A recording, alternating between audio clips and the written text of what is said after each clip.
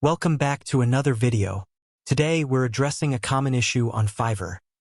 The tag list must contain at least one tag error. This error typically occurs when you're in the process of creating a gig. Let's walk through the steps to fix it. First, start by creating a new gig. Choose a title for your gig. For instance, I will market your product in a high-quality way. Next, select a category for your gig. For this example, let's choose digital marketing, and then social media marketing as the subcategory. After selecting the category, you need to choose the service type. Here we'll pick paid social media. Proceed to the gig metadata section and select the relevant social media platforms you'll be working with.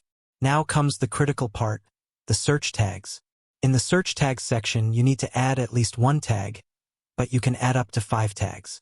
A common mistake is forgetting to create and add these search tags or keywords, which are essential for marketing your gig effectively.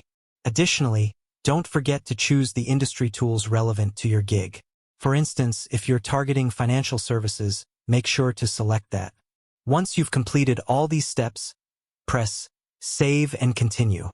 This will move you to the next stage of creating your gig. I hope this solution works for you. Thank you for watching, and see you in the next video.